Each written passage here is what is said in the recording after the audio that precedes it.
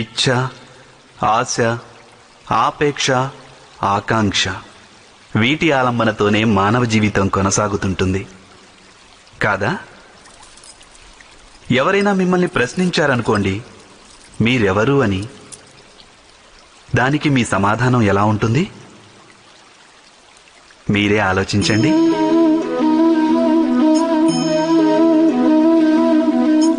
మీకు వెంటనే స్పష్టమవుతుంది మీ ఇచ్ఛలే మీ జీవితం గురించి వ్యాఖ్యానిస్తాయని.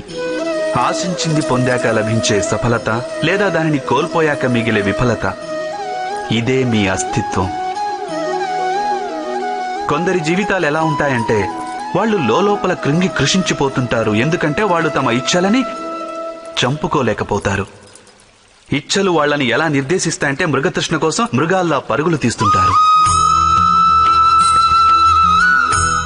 అయినప్పటికీ ఈ ఐహిక ఇచ్ఛల గర్భమే జ్ఞానామృతాన్ని కూడా ప్రసాదిస్తుంది. ఎలా అంటే ఇచ్ఛలు అసంపూర్ణంగా ఉన్నా, నెరవేరకున్నా అప్పుడు అక్కడి నుంచే జ్ఞాన కిరణాలు ఉత్పన్నమవుతాయి మానవుల అంతరాత్మలో.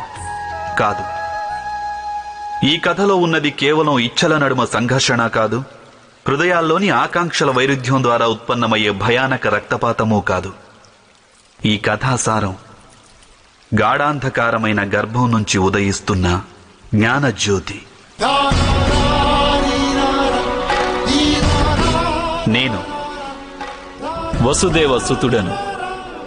మీ అందరినీ ఈ జ్ఞానదర్శన యాత్రకి ఆహ్వానిస్తున్నాను.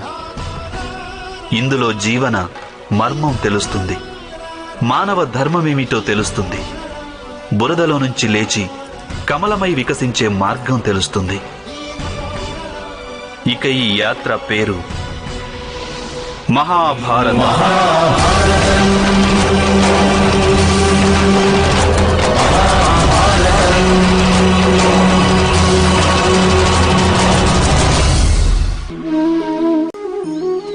ఎప్పుడైనా మనం చేసే మంచి పనుల మూలంగా దుఃఖం లభించి ఇంకొకరికి వారు చేసిన చెడు పనుల మూలంగా సుఖం లభిస్తే మనసుకి తప్పకుండా అనిపించవచ్చు, అలా సత్కార్యాలే చేయడం వల్ల, ధర్మాన్ని అనుసరించటం వల్ల కలిగే ప్రయోజనమేమిటి అని. కానీ దుష్టాత్ములకు ఏమి లభిస్తుందో ఎప్పుడైనా గమనించారా? దుష్టకార్యాలు తలపెట్టే వారి హృదయం ఎప్పుడూ అల్లకల్లోలంగా, ఎంతో చిరాకుగా ఉంటుంది. ఆ మనసులో అనుక్షణం కొత్త కొత్త సంఘర్షణలు ఉద్భవిస్తుంటాయి. అపనమ్మకం వారిని జీవితాంతం వెంటాడుతూ ఉంటుంది. ఇదేనా సుఖమంటే? అయితే ధర్మ మార్గాన నడిచేవారు, సత్కార్యాలు చేసేవారు, సచ్చీలురైన వ్యక్తుల మనసులు సర్వదా ప్రశాంతంగా ఉంటాయి. పరిస్థితులేవి వారి జీవన గమనంలో బాధాకరంగా ఉండవు.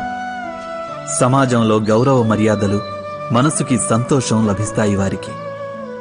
అనగా సత్ప్రవర్తన అన్నది భవిష్యత్తులో లభించే సుఖాలకు మార్గం కాదు. సుఖానికి నిర్వచనమే సత్ప్రవర్తన. అదేవిధంగా దుష్ప్రవర్తన అన్నది భవిష్యత్తులో ఎదురయ్యే దుఃఖాలకు మార్గం కాదు. అధర్మం చేసిన క్షణమే అది దుఃఖాలను ఉత్పన్నం చేస్తుంది. ధర్మం ఆచరిస్తే సుఖం రాదు. ధర్మానికి మరో పేరే సుఖం. మనిషి జీవితాన్ని నడిపించేది భయం. మనిషి సదా భయానికి కారణం అన్వేషిస్తాడు.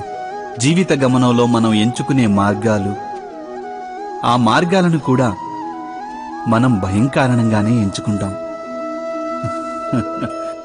అయితే ఈ భయం వాస్తవికమేనంటారా? ఆలోచించండి.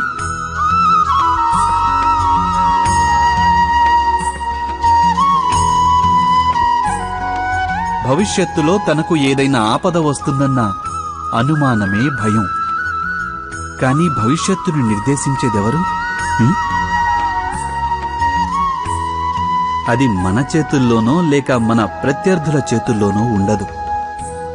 భవిష్యత్తు ఈశ్వరాధీనంలోనే ఉంటుంది.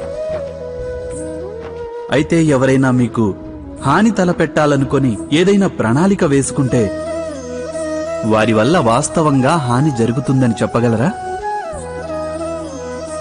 లేదు. కానీ భయంతో నిండి ఉన్న మనసు మనకు ఎక్కువ హానికరమవుతుంది. ఇది సత్యం కాదంటారా?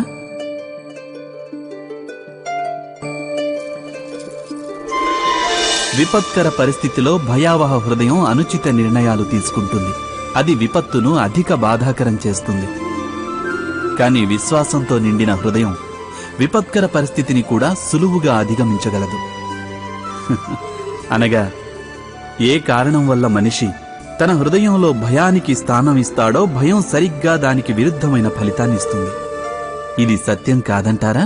మీరే ఆలోచించండి.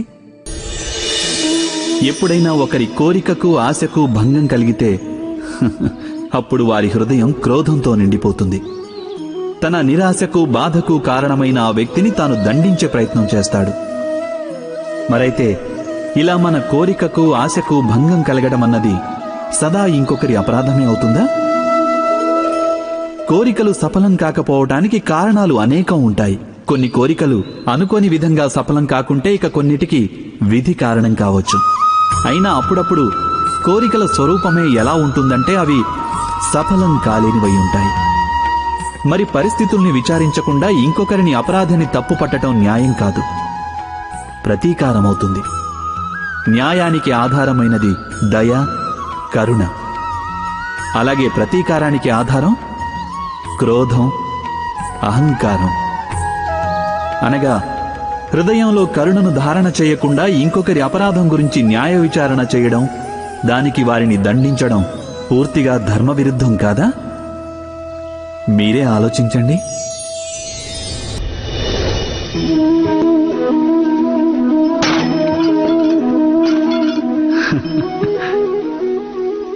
అప్పుడప్పుడు కొన్ని సంఘటనలు మనిషి ప్రణాళికలన్నింటినీ తునాతునకలు చేసేస్తాయి.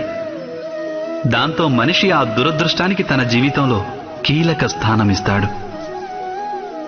మానవ భవిష్యత్తు అతడి ప్రణాళికల ఆధారంగానే ఆవిర్భవిస్తుందా?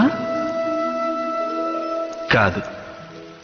ఉదాహరణగా ఎత్తైన ఒక పర్వతాన్ని ప్రప్రథమంగా అధిరోహించేవాడు దాన్ని అధిరోహించే ముందు కొన్ని ప్రణాళికలు వేసుకోవచ్చు. అయితే ఆ ప్రణాళికలే అతన్ని ఆ పర్వత శిఖరానికి చేరుకునేటట్టు చేస్తాయా? లేదు. వాస్తవం ఏమిటనగా అతను ఆ పర్వతాన్ని అధిరోహిస్తున్న కొద్దీ అతడికి కొత్త కొత్త సమస్యలు, పరిస్థితులు, కొత్త కొత్త అవరోధాలు ఎదురొస్తాయి. ముందడుగు వేస్తూ తన తరువాతి అడుగు గురించి నిర్ణయం తీసుకుంటాడు. అడుగడుగునా తన ప్రణాళికలు మార్చుకోవలసి వస్తుంది. పాత ప్రణాళికలు అతన్ని లోయలో పడవేయవచ్చు. అతడు పర్వతాన్ని తనకనువుగా మలుచుకోలేడు. స్వయంగా తనని తాను ఆ పర్వతానికి అనువుగా మలుచుకోగలడు. అయితే జీవిత యాత్రలో కూడా ఇలాగే జరుగుతుందా?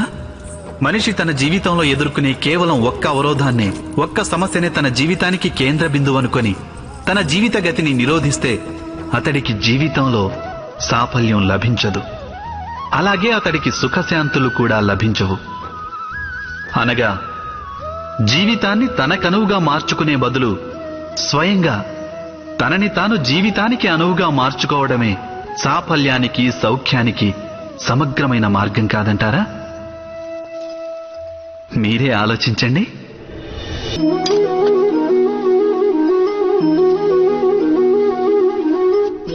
భవిష్యత్తుకు ఇంకొక పేరే సంఘర్షణ. హృదయంలో ఏదైనా కోరిక జనించి అది అసంపూర్ణంగా మిగిలిపోతే ఆ హృదయం భవిష్యత్ ప్రణాళికలు వేస్తుంది. భవిష్యత్తులో తన కోరిక నెరవేరుతుందనుకొని కలలు కంటూ ఉంటుంది. కాని జీవితం రానున్న భవిష్యత్తులోనూ లేదు, గతంలోనూ ఉండదు. జీవితం అన్నది ఈ క్షణంలోనే ఉంటుంది. అనగా ఈ క్షణాన అనుభవించేదే జీవితానుభవం. మనకి ఈ విషయం తెలిసినప్పటికీ ఈ చిన్న సూత్రాన్ని కూడా అర్థం చేసుకోలేం. గత స్మృతుల వలయంలో చిక్కుకొని కొట్టుమిట్టాడుతూ ఉంటాము, లేదా రానున్న భవిష్యత్తు కోసం ప్రణాళికలు వేసుకుంటాం. కానీ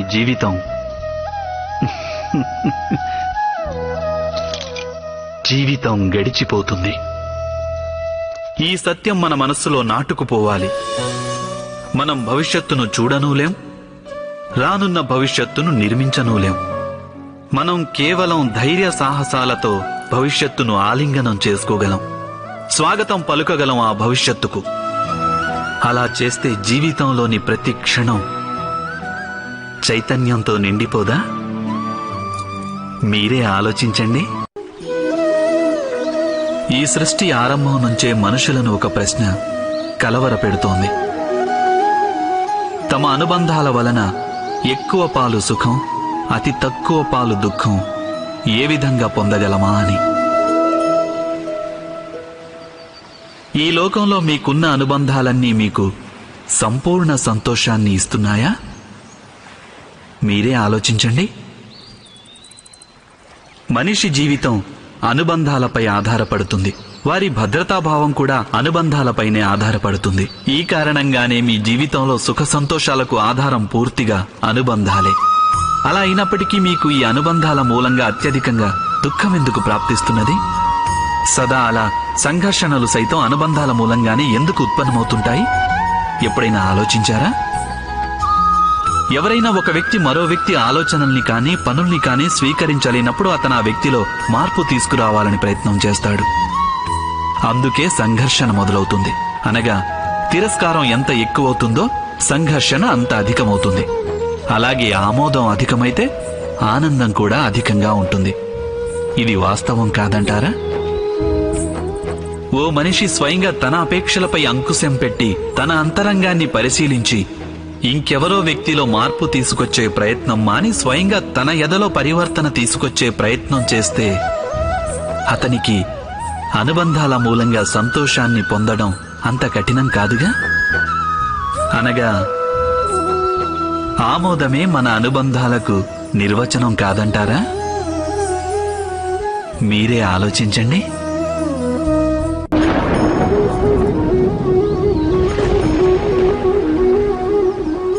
శకునాలు పూర్వ అనుభవాల మీద ఆధారపడి మనం భవిష్యత్తులో సుఖదుఖాల గురించి ఆలోచిస్తుంటాం.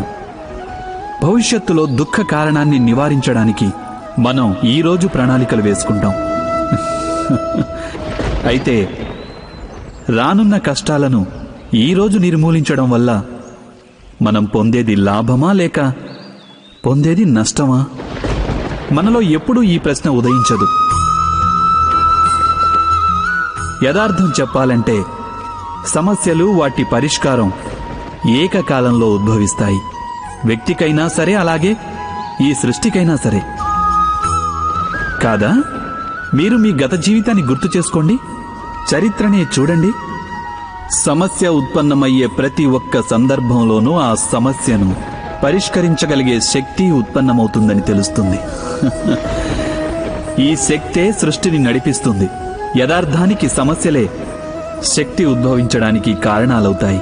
సమస్యను ఎదుర్కొన్న ప్రతి వ్యక్తి దాన్ని అధిగమించిన తరువాత పరిణామ క్రమంలో ముందడుగు వేస్తాడు. అతని బుద్ధి వికసిస్తుంది. ఆత్మవిశ్వాసంతో పరిపూర్ణుడయ్యేది కేవలం అతను మాత్రమే కాదు, అతనితో పాటు సమస్త విశ్వము వికసిస్తుంది. ఇది సత్యం కాదంటారా? వాస్తవానికి సమస్య ఉద్భవిస్తే ఒక అవకాశము ఉద్భవిస్తుంది.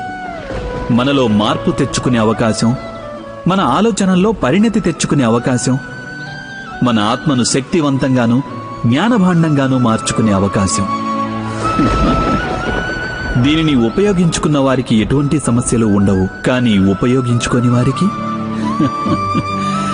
వారు సమస్త విశ్వానికి ఒక సమస్య అవుతారు. మీరే ఆలోచించండి. సంప్రదాయంలో ధర్మం నివసిస్తుంది. అలాగే సంప్రదాయాలే ధర్మాన్ని పరిరక్షిస్తుంటాయన్నది సత్యమే. మరైతే కేవలం సంప్రదాయమే ధర్మమా? ఆలోచించండి. వాస్తవానికి ఈ పాషాణంలో శిల్పం దాగి ఉంది. అదేవిధంగా సంప్రదాయంలో ధర్మం దాగి ఉంటుంది.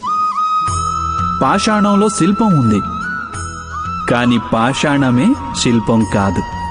శిల్పానికి ఆకృతినివ్వడానికి దాన్ని చెక్కవలసి ఉంటుంది. అనవసరమైన భాగాలను దూరం చెయ్యక తప్పదు. సరిగ్గా అదేవిధంగా సంప్రదాయంలో ధర్మాన్ని వెతికి పట్టుకోవాలి.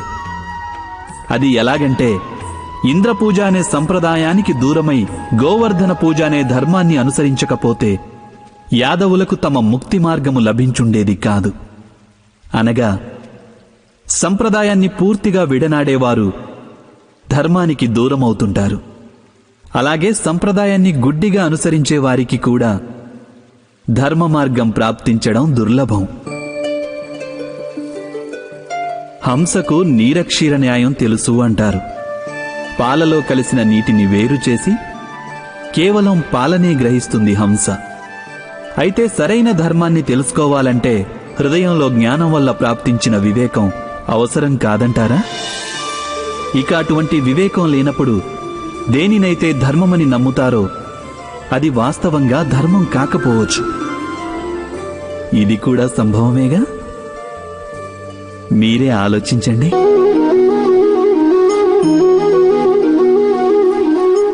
తమ కన్నబిడ్డల జీవితాల్లో సుఖ సంతోషాలు నింపే ప్రయత్నం చేయడం తల్లిదండ్రులందరికీ ఉండవలసిన ప్రథమ కర్తవ్యం అంటారు.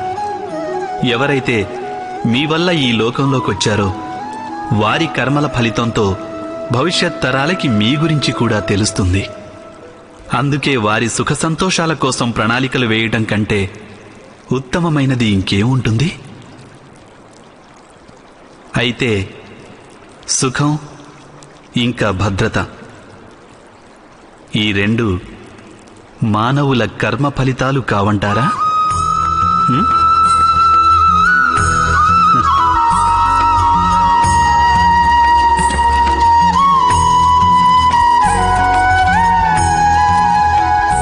మీ తల్లిదండ్రులు అందించిన మంచి లేదా చెడు సంస్కారం, ఉపయోగకరమైన లేదా నిరుపయోగకరమైన శిక్షణ ఈరోజు మీరు చేస్తున్న అన్ని పనులకు మూలం కాదంటారా? సంస్కారం, శిక్షణలతోనే మనిషి వ్యక్తిత్వం రూపుదిద్దుకుంటుంది. అనగా తమ సంతానం యొక్క వ్యక్తిత్వాన్ని తల్లిదండ్రులు ఎలా అయితే మలుస్తారో సంతానానికి అలాంటి భవిష్యత్తే ప్రాప్తిస్తుంది. అయినా చాలామంది తల్లిదండ్రులు తమ సంతానానికి భవిష్యత్తులో భద్రతను చేకూర్చే ప్రయత్నంలో వారి వ్యక్తిత్వ వికాస బాధ్యతను మరచేపోతుంటారు. తల్లిదండ్రులు తమ సంతానం భవిష్యత్తు బాగుండాలని మాత్రమే కోరుకుంటే ఆ సంతానానికి ఎటువంటి ప్రయోజనమూ కలుగదు. అయితే తమ సంతానాన్ని ప్రేమించే తల్లిదండ్రులు వారి భవిష్యత్తుకి కాక వారి వ్యక్తిత్వానికి పునాదులు వేస్తే ఆ సంతానానికి యావత్ లోకం ప్రశంసలందిస్తుంది. మీరే ఆలోచించండి. ఈ జగత్తులో జన్మించే ప్రతి శిశువు ఎటువంటి గుణదోషాలు లేకుండా జన్మిస్తాడు. వాని అంతరాత్మలో ఎటువంటి సత్సంస్కార లక్షణాలు కాని దుస్సంస్కార లక్షణాలు గాని ఉండవు. అనగా జన్మతః పిల్లల్లో ఎటువంటి గుణాలు కాని దోషాలు కాని ఉండవు. అయితే ఈ గుణదోషాలనేవి ఏ విధంగా ప్రాప్తిస్తాయంటారు? ఇది మనం ఎప్పుడైనా ఆలోచించామా? తమ తల్లిదండ్రుల నోట నిరంతరం వినే మాటల యొక్క ప్రభావమే వారి సంతానం యొక్క హృదయ సంస్కారాన్ని తీర్చిదిద్దుతుంది. ఎలాగంటే గ్రామంలోని నదికి వెళ్లే మార్గంలో జనం పదే పదే నడవటం వల్ల ఒక కాలిబాట ఏర్పడుతుంది. అనగా అమ్మా నాన్నల మనసులోని కోరికలే వారి సంతానానికున్న సంస్కారంలోని దోషం లేదా గుణమై ప్రతిఫలిస్తాయి. ఇది సత్యం కాదంటారా? అయినప్పటికీ తమ సంతానంలో ఏదైనా దోషం కనిపించినప్పుడు వారి తల్లిదండ్రులు ఆశ్చర్యంతో దుఃఖంతో దిగ్భ్రాంతులవుతారు. వారి హృదయం వారిని నిలదీసి ప్రశ్నిస్తుంది, తమ సంతానానికి ఇంతటి కుసంస్కారం ఎలా వచ్చిందని. సత్యమేమిటంటే పిల్లల్లో తల్లిదండ్రులు అనాలోచితంగానే అయినా కుసంస్కార బీజాలని నాటుతుంటారు. అవి వారి పిల్లల మనోఫలకం మీద కుసంస్కార వృక్షాలై పెరుగుతాయి. అనగా తమ సంతానం సంస్కారవంతులుగాను ధర్మబద్ధంగానూ ఉండాలని ఆశించే ప్రతి తల్లి తండ్రి ముందుగా తమ మనసులోని కోరికలను నియంత్రించుకోవడం అనివార్యం కాదంటారా?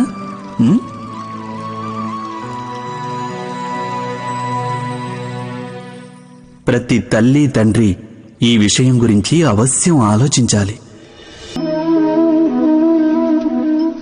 మానవ స్వభావం ఏమిటంటే తనకు, తన కుటుంబానికి, తన సంతానానికి ఎప్పుడూ సుఖమే దక్కాలన్న ఆరాటం ఉంటుంది. ఈ కారణంగానే మనం సదా శ్రమకు, కష్టానికి దూరంగా ఉండాలనుకుంటాం. మన సుఖాన్ని సౌకర్యాల్ని పెంచుకునే ప్రయత్నం చేస్తుంటాం. మీరు మీ జీవితం గురించి ఆలోచించండి. ఇది సత్యం కాదంటారా? మనం మన సంతానానికి సదా సుఖ సౌకర్యాలు కల్పించాలని ఆలోచిస్తుంటాం. కానీ మీరెప్పుడైనా ఆలోచించారా? కేవలం సౌఖ్యం వలన ఏం ప్రయోజనం ఉంటుందని? కేవలం సుఖ సౌకర్యాల్ని పొందడం వలన వారి జీవితం ఎలా ఉంటుంది అని? శరీరం శ్రమించినప్పుడే ఎక్కువ ఆరోగ్యంగా ఉంటుంది. బుద్ధి కూడా కఠిన సమస్యల్ని ఎదుర్కొన్నప్పుడే అది తేజోవంతమవుతుంది. ఇది మనందరికీ అనుభవగతమే. బహుశా మనమిది మరచిపోతుంటాం. మనస్సుకు ఆత్మకు బాధలు వచ్చినప్పుడే అవి మరింత బలవర్ధకమవుతాయి. అనగా మనం మన సంతానాన్ని శ్రమకు కష్టానికి దూరంగా ఉంచాలని ప్రయత్నించడం అంటే నిజానికి వారు సుఖపడే మార్గాన్ని మూసివేయడం కాదంటారా? మీరే ఆలోచించండి. ఈ జగత్తులో ప్రతి వ్యక్తికి ఏదో ఒక విధమైన బలహీనత తప్పక ఉంటుంది. ఎలాగంటే ఒకడు బహువేగంగా పరిగెత్తలేకుంటే మరొకడు అధిక భారం మోయలేకపోవచ్చు. ఒకడు చికిత్స లేని రోగంతో బాధపడుతుంటే ఇంకొకడు పఠించిన పాఠాలను జ్ఞాపకం ఉంచుకోలేకపోవచ్చు. ఇలాంటి ఉదాహరణలు అనేకానేకం ఉన్నాయి. జీవితంలో సర్వము ప్రాప్తించినవాడు ఎవరినైనా మీరు ఎరుగుదురా? కానీ మనం జీవితాంతం ఒక్క బలహీనతను జీవితానికి కేంద్రంగా భావిస్తుంటాం. ఈ కారణం వలనే హృదయంలో దుఃఖం ఇంకా అసంతృప్తి సదా ఉంటాయి. దౌర్బల్యం అనేది మనుషుల జన్మతఃనో లేక ప్రమాదవశానో ఏర్పడుతుంది. కానీ ఆ దౌర్బల్యాన్ని చాలా మంది మనుషులు తమ పరిధిగా భావిస్తారు. కానీ కొందరు వ్యక్తులు ఇలా కూడా ఉంటారు. వారు తమ పురుషార్థంతోనూ శ్రమతోనూ వారిలోని దౌర్బల్యాన్ని పరాజితం చేస్తారు. మరి వారికి ఇతరులకి ఉన్న భేదమేమిటి? ఇదెప్పుడైనా మీరు ఆలోచించారా? దీనికి సమాధానం సరళమైందే. ఏ వ్యక్తి అయితే దౌర్బల్యం వల్ల పరాజితుడు కాడో, ఎవరైతే పురుషార్థం నెరవేర్చాలనే సాహసం గుండెల్లో నింపుకుంటారో వారు దౌర్బల్యాన్ని అధిగమించి వెళ్తారు. అంటే దౌర్బల్యం అనేది ఆ ఈశ్వరదత్తమే. కాని పరిధులు ఏర్పరుచుకునేది మనుషుల మనసే. మీరే ఆలోచించండి.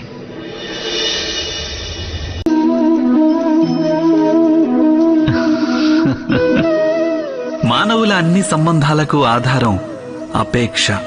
భర్త ఎలా ఉండాలని అడిగితే నా జీవితాన్ని సుఖ సంతోషాలతో నింపేయాలంటారు. భార్య ఎలా ఉండాలని అడిగితే ఎప్పటికీ నా పట్ల అంకితమై ఉండాలంటారు.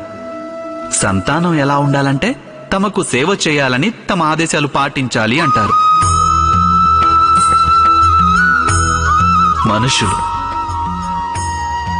మనుషులు ఎవరిని బాగా ప్రేమిస్తారు అంటే తమ అపేక్షను పూర్తి చేసేవారిని. అయితే అపేక్షకు భంగం కలగడమూ మామూలే. ఎలా? ఎందుకంటే ఈ అపేక్ష మనుషుల మస్తిష్కంలో జన్మిస్తుంది. ఏ ఇతర వ్యక్తి వారి అపేక్షల గురించి తెలుసుకోలేకపోతాడు. పూర్తి చేయాలన్న తపన ఎంతగా ఉన్నప్పటికీ ఏ మనిషి ఇతరుల అపేక్షలను పూర్తి చేయలేకపోతాడు. ఇక అక్కడి నుంచే జన్మిస్తుంది సంఘర్షణ. అన్ని సంబంధాలు సంఘర్షణ రూపంలోకి పరివర్తన చెందుతాయి. కానీ మనిషి సంబంధాల ఆధారంగా అపేక్షను ఏర్పరచుకోడు. అలాగే స్వీకరించేది కూడా కేవలం సంబంధానికున్న ఆధారాన్నే. అయితే ఈ జీవితం స్వయంగా తనలో సుఖశాంతులను నింపుకోలేదా? మీరే ఆలోచించండి.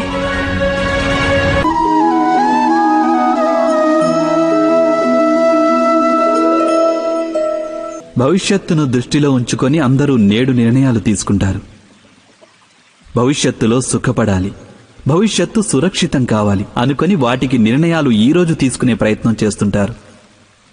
మీ జీవితాన్ని మీరు చూసుకోండి. మీరు తీసుకున్న నిర్ణయాలు చాలా వరకు భవిష్యత్తు కోసం తీసుకున్నవి కావా? ఎందుకు తీసుకోకూడదు? మీ జీవితాన్ని సరళంగా సుఖమయంగా మార్చుకునే ప్రయత్నం చేసే అధికారం మీ అందరికీ ఉంది. కానీ భవిష్యత్తు ఎవరికీ తెలియనిది. కేవలం మీరు ఊహించుకోవచ్చు అంతే. అంటే జీవితంలోని అన్ని ముఖ్యమైన నిర్ణయాలు మీ ఊహల ఆధారంగానే తీసుకుంటారు మీరు. అయితే నిర్ణయాలు తీసుకోవటానికి ఏదైనా ఇంకొక మార్గం లేదంటారా? ఆలోచించండి. సకల సుఖాలకు ఆధారం ధర్మమే. ఆ ధర్మం మనిషి హృదయంలో వసిస్తుంది. అందుకే ప్రతి నిర్ణయానికి ముందు మీరు మీ మనస్సులో అవశ్యం ఈ ప్రశ్న వేసుకోండి: ఈ నిర్ణయం స్వార్థం నుంచి పుట్టిందా లేక ధర్మం నుంచా అని. ఇది సరిపోదంటారా?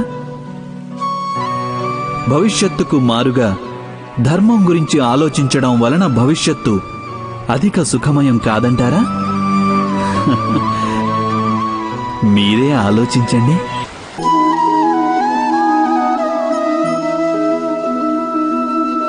నిర్ణయాలు తీసుకునే క్షణాన మనం సాధారణంగా ఇంకొకరి సలహా, సూచన, బుద్ధి లేదా సానుభూతి మీద ఆధారపడుతూ ఉంటాం.